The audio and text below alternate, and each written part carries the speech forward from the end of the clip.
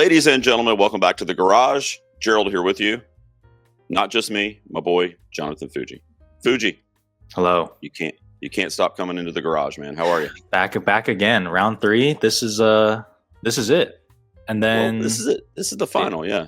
The Oscars, it's gonna be done. Yeah. Thank God. Thank God. Yeah, this will air probably, I don't know, 4 or 5 days before the Oscars. So after this, man, let's just watch the broadcast and then just dissipate into the 2025 nether realm. That's right. Yeah, some good stuff here, but we got to get together because we got to fix all this stuff that the Oscars did this year, the Academy did this year. So let me tell everybody real quick. So this is the third and final round of what we're doing this year called the Oscar Swaps game that me and Fujii have been doing. Now I'll tag the first 2 chapters or rounds down below if you haven't seen them. The first one that we did was all the top of the line, all the acting categories, director, picture. And then round 2, last week, we had some fun stuff that we threw in there, like cinematography, production design, some tough ones. There were some really tough ones.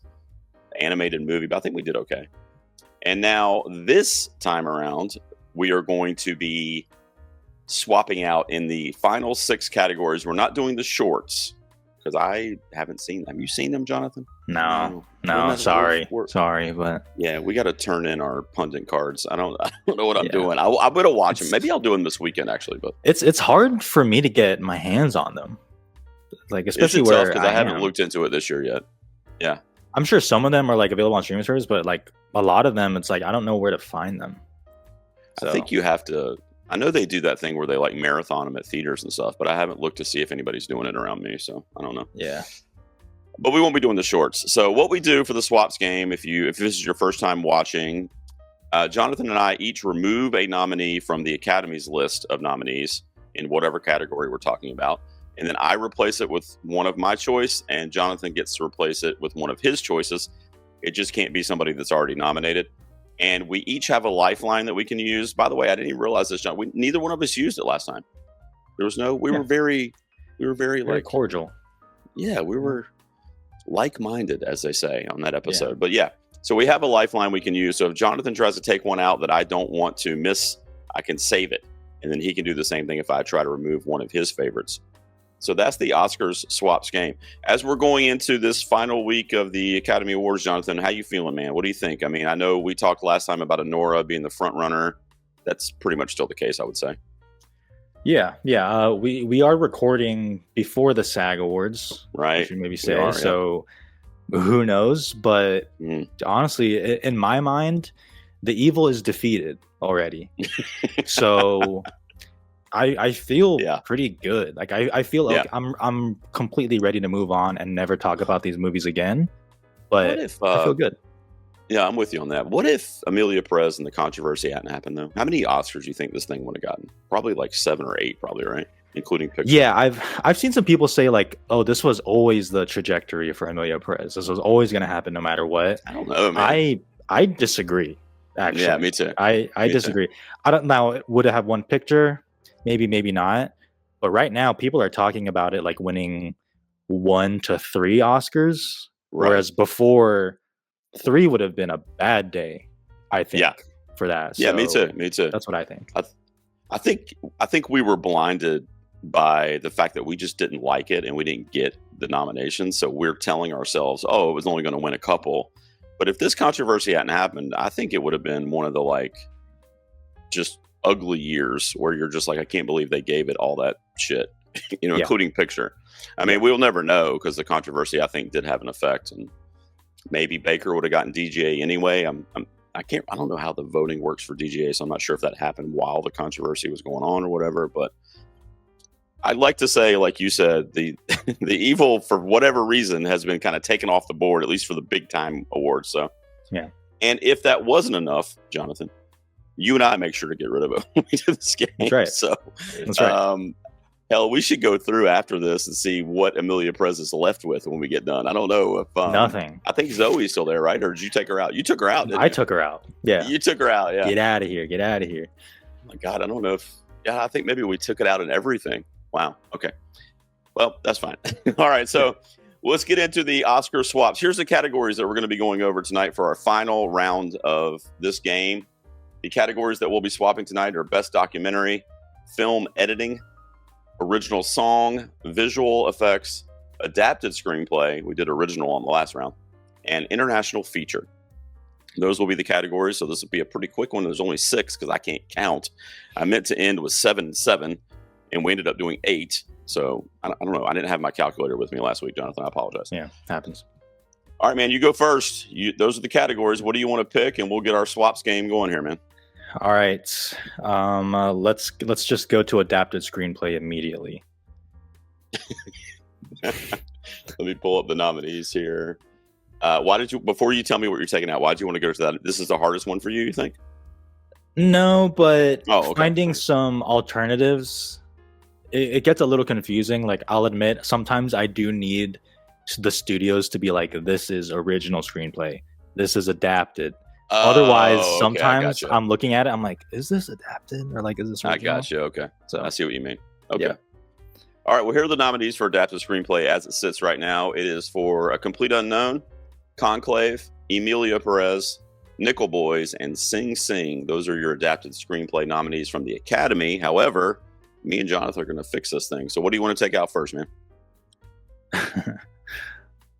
The writing in Emilia Perez is god awful. Come on now. I mean, it's crazy. It is absolutely insane. Screenplay, oh my god, screenplay. Wow. Yeah, you gotta remove it's a travesty. Thank God for us, man. I don't know what they would do. Musicals struggle getting nominations in the screenplay categories. So the fact that this is just like, this was such a given, it blows my mind. But I don't need to harp on it. I mean, you're right, man. Yeah. Okay. So Emilia Perez is gone. Yep. What do you want to replace it with, buddy? This is pretty easy. I would go Hitman. Ooh, Hitman. I didn't even know that was adapted. There you go. Yep, exactly. See, you need people to tell you. I figured out it was adapted. So kind of like what we're talking about there. Yeah. In fact, I'm gonna Google something before I give my pick, just in case I'm wrong. Okay, so you're taking out Emilia Perez. No shock there. You put in Hitman. Like I said, I didn't even know that was adapted, so that's cool. Yep. I do love that movie. No Oscar nominations for that thing either. Nothing. I remember when that premiered though at one of the film festivals. I don't remember which one, but last year, right? And there was some buzz around it. I thought maybe it hit a bunch of festivals actually, and that's where I saw it at TIFF, and the crowd went bananas for that movie at TIFF. And then the reception on Netflix was a little bit more muted than I thought, but still, great movie to me. One of my favorites. It is a good movie. You know, I'll give you a quick little anecdote about that movie too. My wife, a lot of times, so she's not a film buff like I am, so she'll wait till kind of the end of the year and be like, "What movies do I need to see?" You know, this, that. And I was giving her some when the Globes were happening in early January. You know, Hitman got nominated there, Glenn Powell. Yeah. And so she likes Glenn Powell a lot. I mean, of course, who doesn't? Right, of course. So I said, "Oh yeah, Hitman's really good. You should watch." So anyway, the point of the story is that's my wife's favorite movie of the year last year. Oh, the one she's seen. Yeah. Boom. Taste. So okay. So adapted screenplay for Hitman is your pick. All right. So let's see. Emilia Perez is out of there. Now this is kind of tough after that, honestly. Like, there's some that missed that I think definitely should have been in the discussion. Mm-hmm. I think so. We've got Conclave left, A Complete Unknown, Nickel Boys, and Sing Sing. I'm not going to do anything with Sing Sing or Nickel Boys because I do think those are two of the strongest, just period screenplays. Yeah, agreed.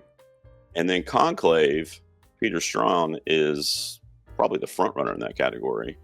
I really, really like that movie too. I like how he kind of made such a kind of flat concept, very engaging and murder mystery almost. So I think I'll take out A Complete Unknown based on Dylan Goes Electric. I mean, it's that I like this movie. I like the story. I just, of the ones that are here, I think that's probably the lesser of those four that are left. So I'll take that one out, and I'm going to do something kind of interesting here. But I'm going to put in a film that I've got two here that I like equally, but for this category in particular, I think I'm going to have to put in the adapted screenplay for I'm Still Here, which also got nominated for Best Picture and Best International this year. Great. From Brazil, based on the memoir of, what was his name? Marcelo Rubens. And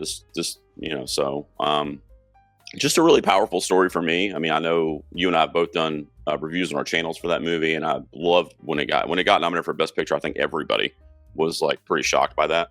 Yeah. But I'm doing a little hope dicting here too, because like if it was in places like adapted screenplay, I mean, just think of how much that would lift the chances that it would have. Yeah. For winning stuff too, and I do think it's worthy because it's such an emotional, powerful, like true story.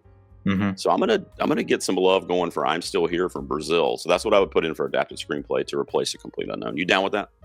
Oh yeah, that's a great pick. I forgot again, like you said, I forgot that was adapted. Mm-hmm. Yeah, I actually Googled it before we got on the call because I was like, I think that's adapted. But yeah.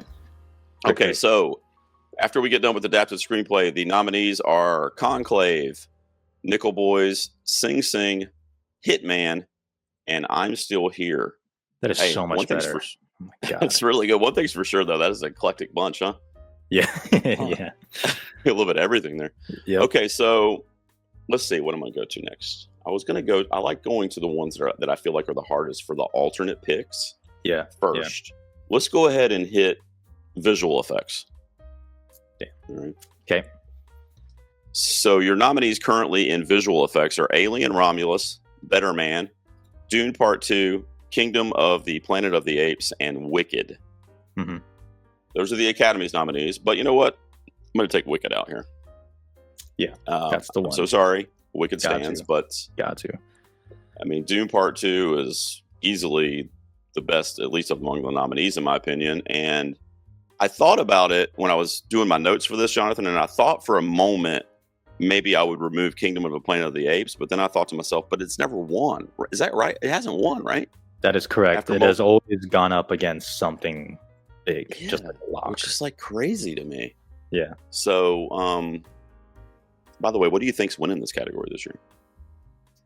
If it's not Dune, it's got to be Dune, right? It's got to be. I really don't know what's going on then. If it's not, would you be okay if Dune lost, if Planet of the Apes won though, and finally got it, or no? Sure. I mean, I don't know. Sure. It's like a Diane Warren situation. Like we got to get that would be the most acceptable to me. Right. And honestly, I don't think it's like as sewn up as people think, just because I just don't feel any passion for Dune right now. I know. I feel like the passion's waning, or actually, it hasn't really been there. The award season.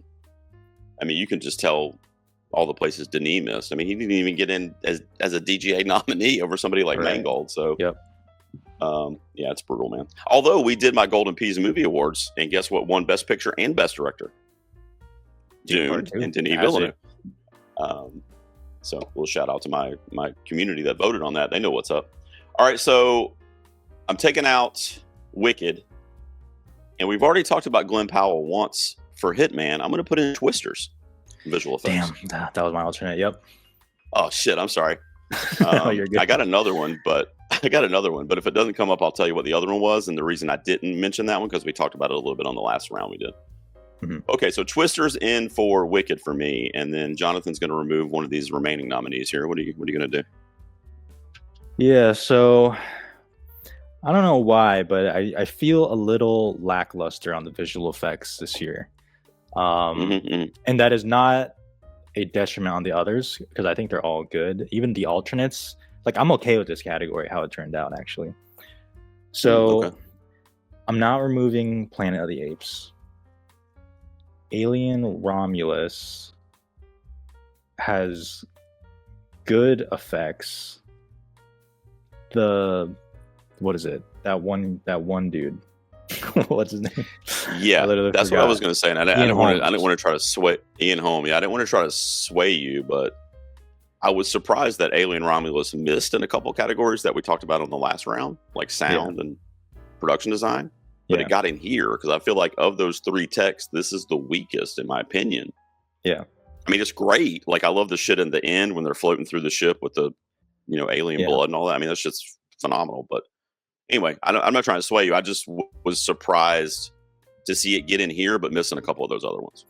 Yeah, no, I agree. You removed Wicked, which is correct.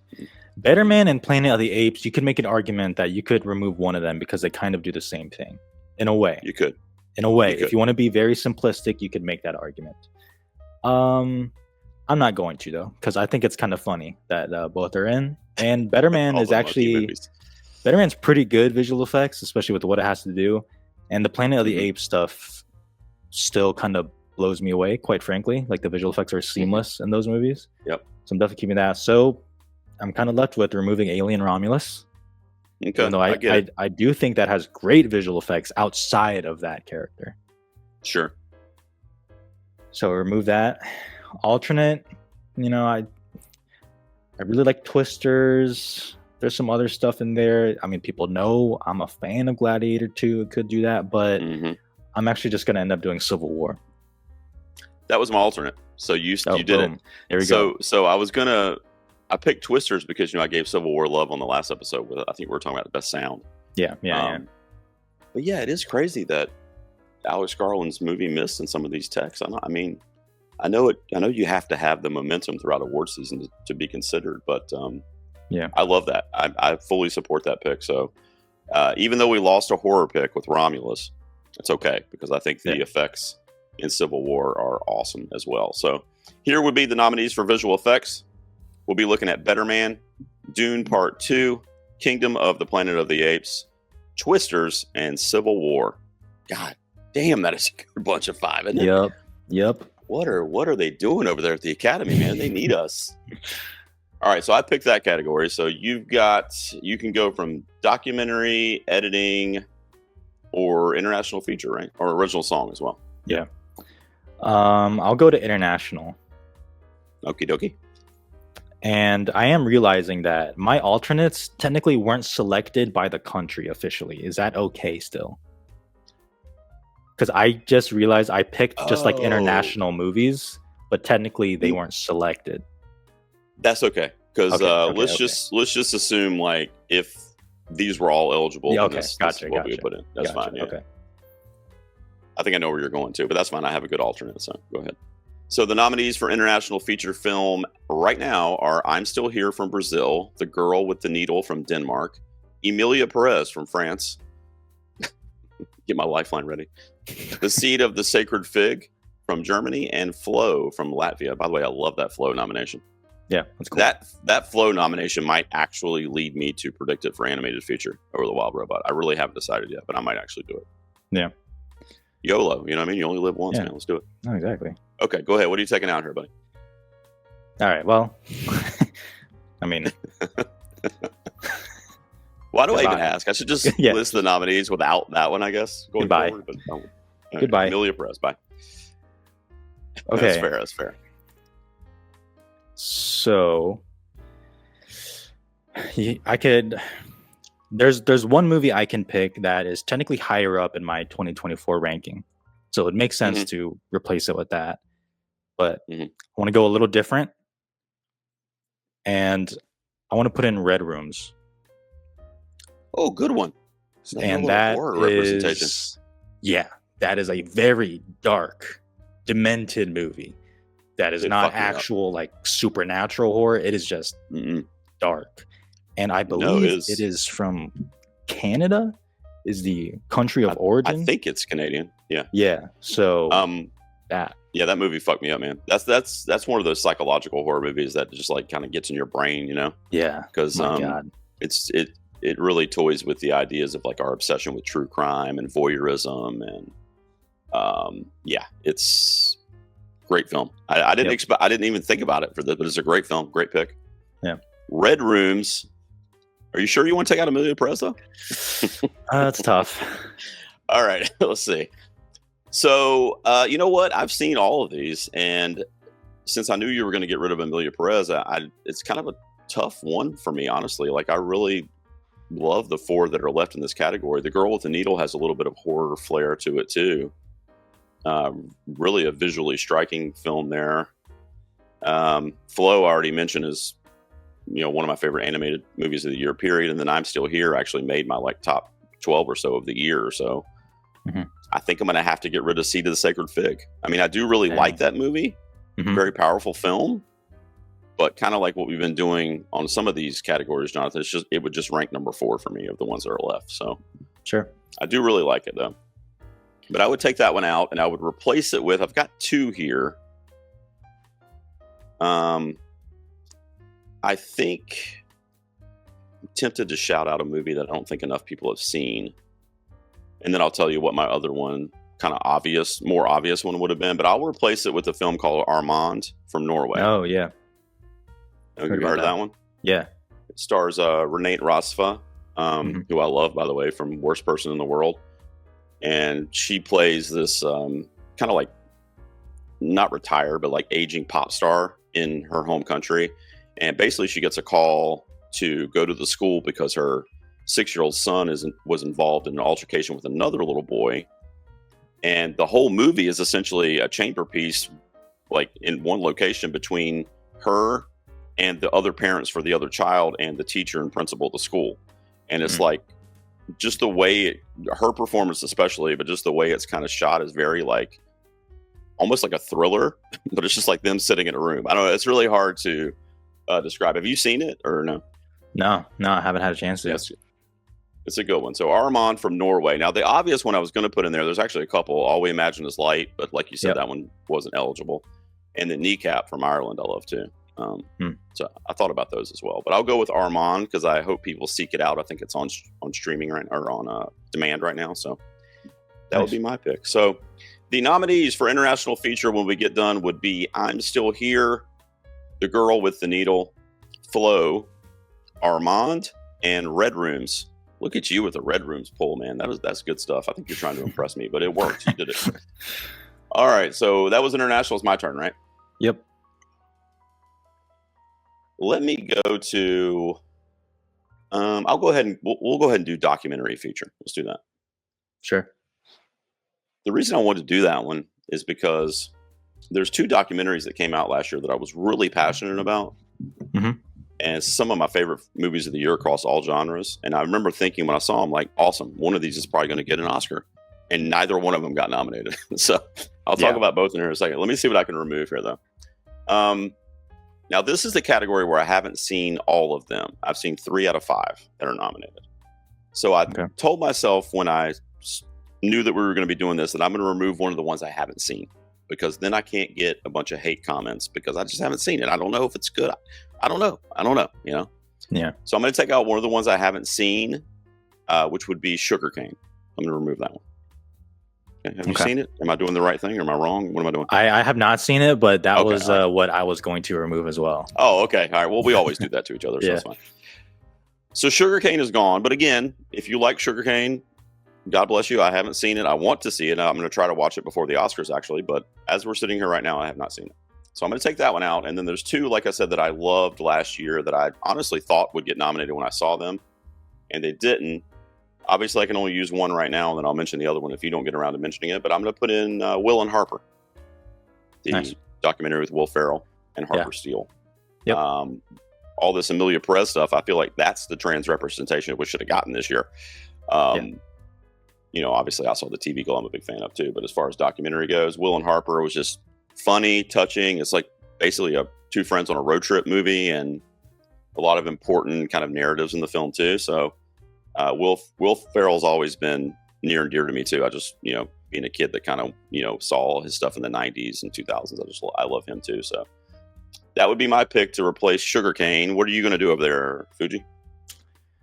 All right. So documentaries, even for someone like me who's in like, you know, a few organizations or whatever, they're still kind of hard to come by. And especially if you're not in like LA, New York, like I'm in Arizona. It's not like they come to theaters here. So like you, I really haven't seen much here. I was going to remove Sugarcane because I haven't seen it. Okay.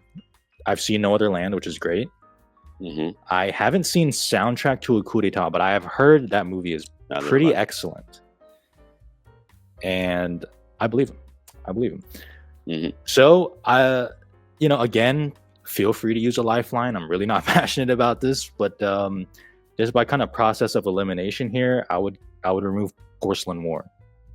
Okay, that's one I did see. Okay, it's really good, really good. I don't think I'm not going to use a lifeline on it, but it's really good. I saw that one. I saw No Other Land. I saw Black Box Diaries. Those are the 3 that I've seen, and I loved all of them, honestly. You know, I'd like to say No Other Land's going to win the Oscar, but I'm starting to get a little concerned about that, honestly, because I don't know. hasn't been performing out there. Obviously, the subject matter might be divisive. So, Yeah. Okay, so you took out Porcelain War, right? So what do you want to replace it with? So, Superman's cool, but I actually prefer Daughters on Netflix. Okay, good one. I saw that one too. Good one. So I would do that. So the other documentary that I'll just mention real quick and see just to see if you've seen it, The Remarkable Life of Evelyn. Did you see that? I have seen that one. I have seen that one too, man. And I remember I saw that. I'm like, man, this is gonna be great for this family. It gets nominated for documentary or whatever, and it didn't. I thought it was awesome, and I love the way it incorporated, World of Warcraft and telling the story. And it's great. It's actually on Netflix too, just like Daughters, by the way. So if anybody wants to check it out, it was one of my favorite documentaries of the year last year. So what we would be looking at for documentary feature film now that Jonathan and I have fixed it, the nominees would be Black Box Diaries, No Other Land, Soundtrack to a Coup d'etat, Will and Harper, and Daughters. It's a good group. Cool. All right, here we go. So my turn to pick, or your turn? It's your turn to pick, right? Yeah. So we have editing left, original song, and that's it, right? Yep. So what do you want to take the helm on there? We'll go to song. All right, original song. Yep. Let me get you the nominees here. All right, so the nominees for original song this year are El Mal from Emilia Perez, The Journey from the 688, Like a Bird from Sing Sing, Mi Camino from Emilia Perez, and Never Too Late from Elton John, Never Too Late. All right, what do you want to take out, man? All right, so being honest, don't care about these. sometimes when you have something special in this category, like if there's a Shallow from A Star Is Born, like you realize it's important and it's there. Hell yeah, dude. Or even I'm Just Ken. Even I'm just Ken. Anything from Barbie, like it's special, and then this category feels good. And then other times there are years like this, or it's just nothing to me. Right. I'm not trying to be disrespectful, but it just doesn't do it for me. Sure. So I get it. Even with these, I'm not really passionate about it. But the fact that oh, here we go. The fact that Emilia Perez is a musical. Yeah. And I think the songs are so bad. Yeah. I'm removing them. Horrible. I would go ahead. Which one are you taking out? Only because at least I think I know what scene El Mal is from. I would remove Mi Camino because I don't even remember I can't even tell you what that sounds like. That's the right call. Now, I will tell you something. This might be an unpopular opinion. Well, at least between me and you, it might be. But El Mal is a banger. That song's a banger. That's a really good song. That's the only Zoe Saldana one where she's like, and the camera's moving like crazy. Yeah, she's on the banquet table. Okay. Yeah. That's the only. I'm not even kidding you, dude. And way before nominations came out, I remember seeing the movie in November, and I was like, "That's the only song that I even remember them singing in it." Like, there was just so forgettable and bland, and penis to vagina and all that. I mean, it was just not good. You know what I mean? Yeah. But El Mal was a great tune, so I was wondering if you were gonna. I don't know if I would have used a lifeline on it because it's Emilia Perez, but. Mi Camino was my first pick to remove too. What do you want to replace it with here? I'm interested to see what you got over there. All right, so again, original songs. It's hard. I don't exactly keep a list of everything. No. So I know there's one from Challengers that's pretty popular, but I'm gonna go a deep cut here, kind of. Ooh. The Idea of You, the Anne Hathaway Amazon Prime movie, where Nicholas Galitzine plays a pop star that falls in love with Harry Styles, her. basically. Yeah. Basically Harry Styles. There is 2 songs there that are low-key bangers. Wow. Do they sound exactly like 2000s pop boy band songs? Yes, they do, but that is the point. Sounds great. I could take my pick. I would just put in, it's called Taste from The Idea of You. Of course it is. Yep. Taste, The Idea of You. Wow. Represent. Talk about a deep cut pull. That's a deep cut right there. See, where else you gonna get that? That's intense. I gotta add that to my Spotify as soon as we're done here. I saw that movie, but I don't know. I'm excited to see which one you're actually talking about. I'm gonna pull it up when we get done here. Yeah. If I didn't think I'd get copyrighted, I'd put it on the video. Okay, so Taste from The Idea of You is an Oscar nominee. Wow. Hell yeah. Nobody on the circuit saw that coming, buddy. You're doing right. God's work over there.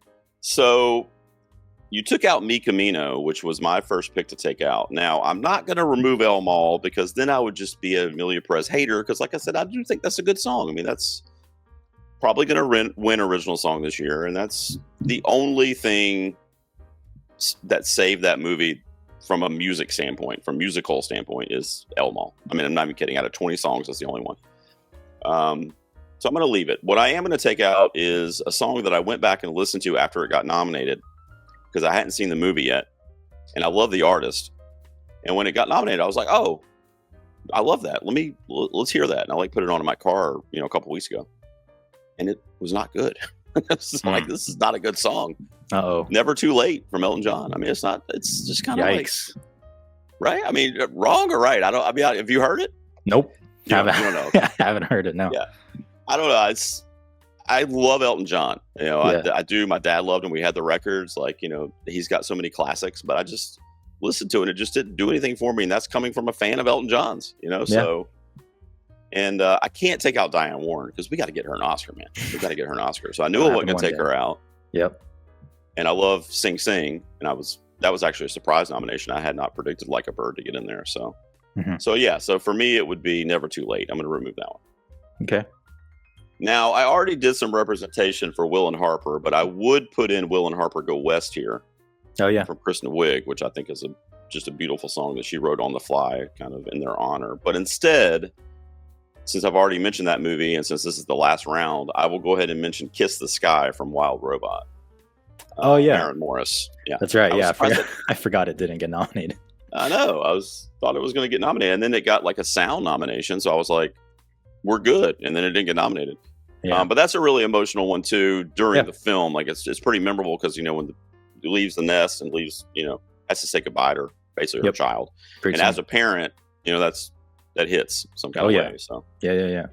So that's what I would put in there. So let's see here. So for original song, the nominees would be El Mal from Amelia Perez, The Journey from 688, Like a Bird from Sing Sing, Taste from The Idea of You. That's right. That's right. It. And Kiss the Sky from The Wild Robot. All right, there we go.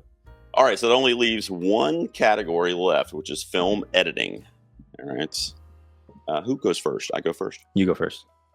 All right, so let me pull up the nominees here and let everybody know what we're working with here.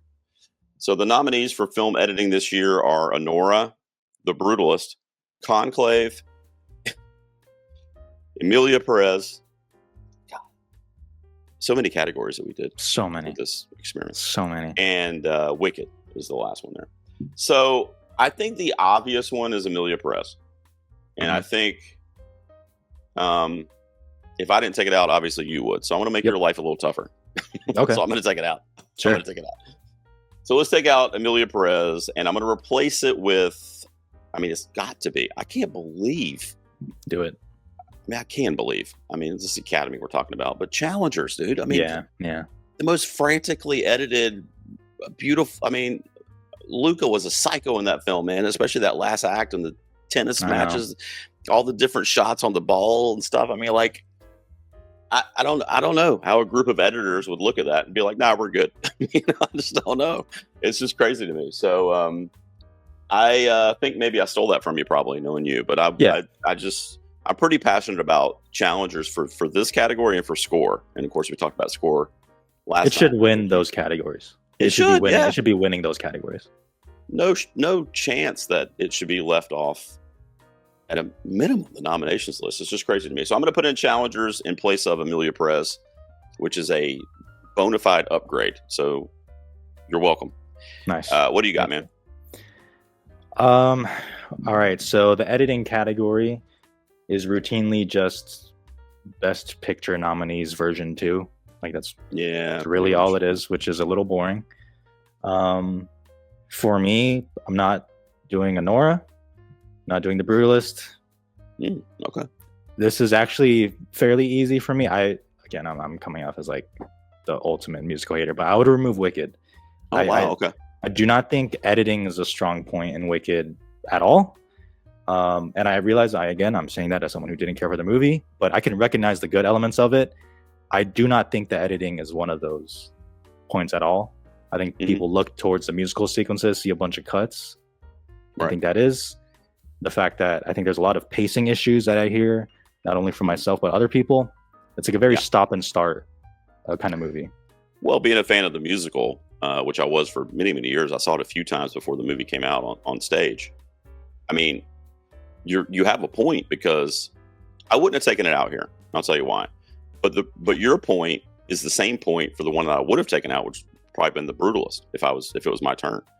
But knowing the musical Wicked, the stage musical, the editing is like, I mean, why is it the same length of the entire musical part one?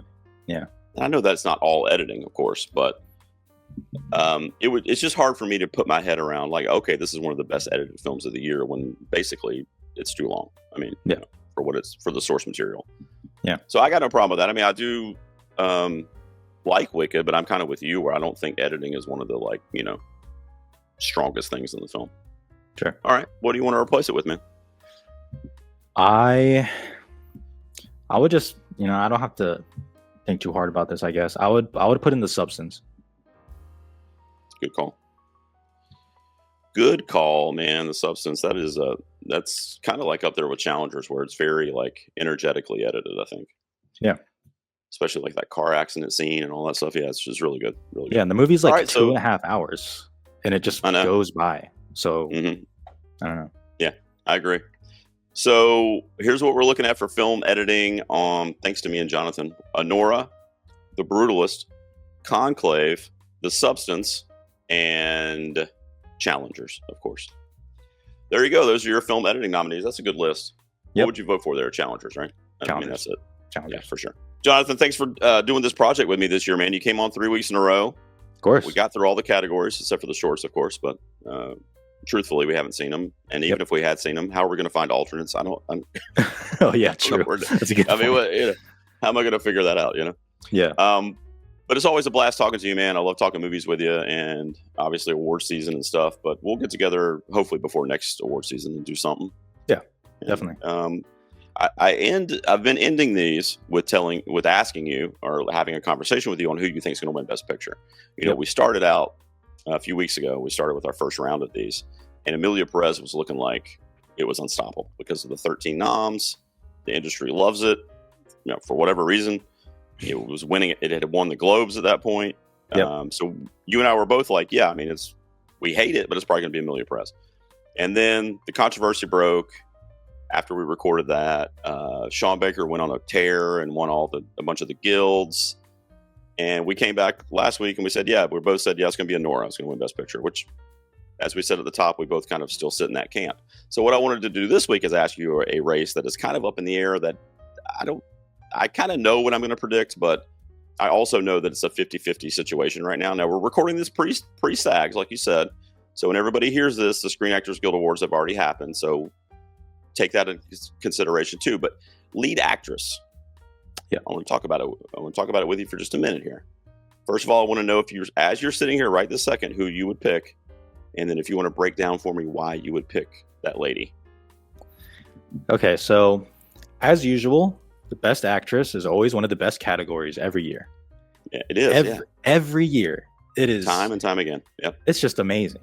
We've been on a great streak of Best Actress. I don't know what the dudes are doing, but the women are always turning out, man. There's so many good performances. Always. Yeah. So again, we are recording pre-SAG, but I'll be honest, I think, oh gosh, do I even want to say? Okay, I'll put it this way. Even if Demi Moore wins SAG, I don't know. I have a feeling. I just have a feeling that Mikey Madison would take it. I have a weird feeling about it. I don't know. We always agree, man. I don't think I predicted Demi. I just did my predictions for SAG. I predicted Demi to win that because they love a fucking narrative over there. Yes, they do. Yes, they do. So Demi Moore has arguably the strongest narrative of anybody. I mean, not just actors.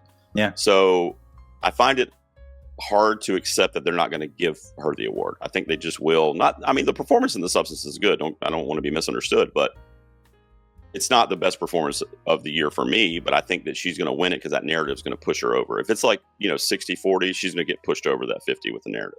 Mm-hmm. But I'm just like you. I'm going to try not to be reactionary, first of all, because I'm going to see the SAGs and I'm going to be like, oh God, Demi, she gave a great speech. And but the voting's over for the Oscars. So I'm going to try not to be reactionary. Yeah. Okay. So I'm just like you, man. I say Mikey has got the BAFTA, but more importantly, Honora has the absolute support from the guilds. I mean, it is like overperforming even more than I thought it would. And that's somebody that loves the movie.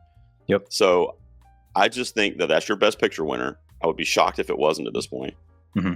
And possibly best director. I mean, I think I have Baker at number 1 right now for director too. Mm-hmm. So to have director and picture and maybe screenplay, maybe editing, I mean, there's other stuff that it could win too. And then for Mikey to not win, I just can't picture that in my head. And then the only thing that's fucking with me though is that The Substance is probably going to win makeup. And I don't have the numbers in front of me, but I know that makeup often correlates to whatever actor was transformed because of the makeup. Yeah. So that's the only thing that's kind of messing with me a little bit, because then if more wins SAG, and then also they have the makeup win, then arguably that resume is just as strong from like a data perspective as Mikey's is. So then it becomes kind of like a flip a coin. You know what I mean? Yeah, it's so there's a bunch of different things here because, again, pre-SAG, it still wouldn't surprise me if Mikey Madison won SAG. Even though I agree with you, SAG loves a narrative. Yeah. Mikey Madison is at like every single SAG screening for Honora. She just did one last night, I saw. She did another one, like right up to the deadline. Mm-hmm. Honora has 3 nominations at SAG. The Substance is just Demi Moore. Margaret Qualley did not get in. Right. And then you have to think, okay, Mikey Madison won the BAFTA. Did the BAFTAs really like Honora? One casting, it won her. Didn't win screenplay, didn't win director, didn't win best film. I think everyone agrees that the Oscars are going to embrace Honora much more than the BAFTAs. SAG winners, Oscar voting is closed. Speeches, technically don't matter. Mm-hmm. So by following those trajectories, I just feel Mikey Madison is going to win the Oscar, even if Demi Moore wins the SAG. The makeup thing is a stat for sure, but we've also seen it break. We've seen Ma Rainey. That one makeup, she didn't win. Viola Davis didn't win. We've seen it break before, but it's still really close. And who knows about Fernanda Torres also, considering they won't go up against each other until Oscar night. So we won't know anything. So, that's true, and she's a wild card, man, because total wild card. It got nominated for Best Picture, which you got to have pretty much, at least in this race. And they'll all three have that, and really a revo too. I'm taking Carl out because of the controversy, but if the controversy wasn't a thing, it could have been all 5 of them really that have that kind of support. If Oscar night comes around, and Emilia Perez has pretty much swept the international feature category up to this point, pretty much swept it. If I'm Still Here wins on Oscar night, which I'm predicting it to do, it is going to be really interesting that lead up to Best Actress. If I'm Still Here takes it, I agree. If any of my Brazilians are watching, I hope somebody's got a camera feed, because don't they have some kind of like really huge annual festival or something going on at the same time the Oscars? I'm sure they are. Yeah, I'm sure. Imagine that they're going to have that shit on every bar down the street. God, I'm hoping for that to happen so bad. I'll tell you, bad. It's a really good thing, honestly, for people like me and you that really follow this shit, because I will say that Torres, Madison, and Moore, like none of those are really a loss for us, whichever one wins. Really. Yeah. Totally. Yes, absolutely. If I'm an Oscar voter, I'm probably going to be voting for Madison, but like I would be so ecstatic if they said imagine if they say Fernanda Torres and we're all sitting here doing more Madison, Yeah. It would just be phenomenal for her and for international films in general. And like, so we're going to get a good winner. That. It would be an awesome winner. We're going to get a good winner no matter who wins out of those 3. We're going to get a good winner. And that's cool with me. I agree, man. And then, Demi Moore for me is the horror thing. That would be just such a huge step forward for the horror genre if she were to win too. So, but I'm with you. I think that my prediction is not going to change regardless of what happens at the SAGs. And especially if Mikey wins the SAG, then I'm just like, okay, well, we're good. Yeah. But if Demi Moore wins there, which I expect her to, I think I'm still going to predict Madison, just because that BAFTA carryover, I think I saw like 17 out of 20 times. If you're talking about lead actor and actress, it's matched 17 out of 20 times the last decade. Yeah. So it tends to be a very, very strong predictor. I mean, it doesn't always happen because you have those three that it missed, but yeah, you know, and it could miss, and somebody like Torres could surprise. And like I said, I'd be thrilled with that. I mean, get it wrong, but who cares? I mean, that'd be an awesome win. That would go down as one of the biggest in history, honestly, especially with like what happened with her mom with Central Station.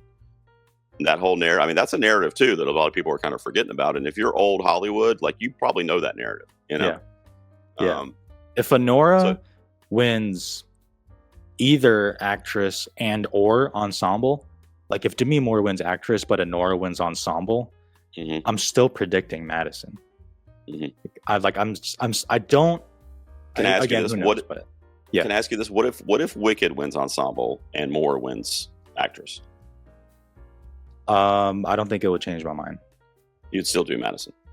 Yeah, because if you're rooting for Honora, you should kind of hope Wicked wins ensemble. You know, if Honora can't, because then it's pretty much locked up. If Conclave wins ensemble, if Conclave wins ensemble, then if you're rooting for Honora, maybe you're a little nervous. It is a war, and you have to commit to a side. But if Wicked wins, and then it's Conclave has BAFTA, that's a one-off. Wicked has SAG, that's a one-off. Then you're not concerned at all. Right. So Conclave's a sure number 2 right now, especially with the screenplay win pretty much being locked up. And yeah, so then you would kind of take pause and go, oh, I don't know. I mean, I would probably still pick Honora because of those guild wins, but I would pick Honora as well. But then it made me less. I would be a little nervous. Yeah, I would be a little nervous for sure. Right, for sure. Well, we'll see how it turns out. I think the best actress race, as you said, again, is the most intriguing and could really go any way. I mean, it happened last year. It happens all the time, you know. But this year, with those three especially, and really Arrivo too, as Elphaba, I mean, with those ladies in the mix, I mean, I don't think we can lose. I think it's just a matter of how surprised we're going to be with the result. Right. But I think it's going to be a good result regardless. As long as, well, I won't say it, but as long as one person doesn't win, which I don't think we stand a fear of that happening at this point. That would be the fucking craziest shit ever. Oh my God. In the history of the world, dude. If that happened, I'd be like, what? Yeah. Okay. So that's it for our Oscar swaps this year. Well, maybe we'll have to make it an annual thing, Fujii, and we'll do it again. And like I said, we'll get together. I'm gonna be doing podcast episodes and all that stuff. I'll have you in the mix, and we'll get you back over here sooner than later. But thanks for doing it, man. I really appreciate you. Of course. Thanks for having me. This has been fun. I'll drop all of Jonathan's stuff down in the description if you don't know where he is, and you can follow him on YouTube as well. He does a lot of great content throughout the year, movie reviews, going to festivals, and then, of course, he does a lot of award season stuff, too, so make sure you check him out. That's it, guys. That's it for our Oscar swaps for 2025. Let's see what happens, Jonathan. We only got the SAGs as we're sitting here, and then the Oscars. So let's see That's it. Let's go. Man, I hope I don't need therapy when this is all over. I think I'll be all right, though. All right, I'll see you guys out here next time in the garage.